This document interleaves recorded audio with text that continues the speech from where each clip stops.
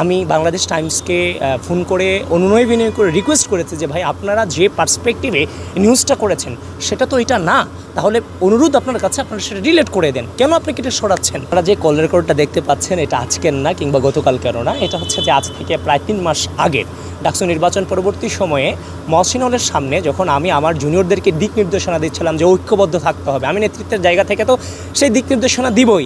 এখানে যারা সাংবাদিক আছেন এর মধ্যে ওইখানেও আপনারা 2-1 উপস্থিত ছিলেন, তো সেই ঐক্যবদ্ধ শব্দটাকে টার্গেটেড করে আপনার হচ্ছে যে ডাকসু নির্বাচনের পরে বাংলাদেশ টাইমস একটা প্রপাগান্ডামূলক হচ্ছে যে নিউজ করেছে আমার বিশ্ববিদ্যালয়ের সংগঠনকে এবং আমাকে জড়িয়ে, যার ফলশ্রুতিতে আমি বাংলাদেশ টাইমসকে ফোন করে অনুনয় বিনয় করে রিকোয়েস্ট করেছি যে ভাই আপনারা যে পার্সপেক্টিভে নিউজটা করেছেন সেটা তো এটা না, তাহলে অনুরোধ আপনার কাছে আপনারা সেটা রিলেট করে দেন, কেন আপনি এটা সরাচ্ছেন। ওই যে অনুনয় বিনয় করেছে আমি তখন ওদের সাথে দুর্ব্যবহার করতে পারতাম, কারণ যেহেতু এটা মিথ্যা তখন আমি জিডি করতে পারতাম। আমি কিন্তু আলটিমেটলি হচ্ছে যে কোনো শক্ত ব্যবহার কিংবা খারাপ ব্যবহারে আমি না গিয়ে চেষ্টা করেছি। একই ধারাবাহিকতায় গতকালকে যখন ফটোকার্ডটা মিথ্যা ফটোকার্ড আমার নামে আর মায়েদের নামে করা হলো, তখন তো আর বসে থাকা যায় না। একের পর এক যখন এভাবে মিথ্যা প্রপাগান্ডা ছড়াচ্ছে তখন আমার নিরাপত্তার স্বার্থে, সংগঠনের নিরাপত্তার স্বার্থে, সাংবাদিকতা, সামগ্রিক সাংবাদিকতার নিরাপত্তার স্বার্থে আমি জিডি করেছি শাহবাগ থানাতে। পরের দিন আজকে দেখলাম 3 মাস আগের যে তাদের কাছে অনুনয় বিনয় করেছি যে প্রপাগান্ডামূলক নিউজটা সরানোর জন্য, তারা সেটাকে আজকে বিভিন্ন টাইটেল দিয়ে ভাইরাল করার চেষ্টা করছে, মানহানির একটা অপচেষ্টা করে যাচ্ছে। একমাত্র স্মার্ট সিটি বসুন্ধরা, আধুনিকতায় এক ধাপ এগিয়ে।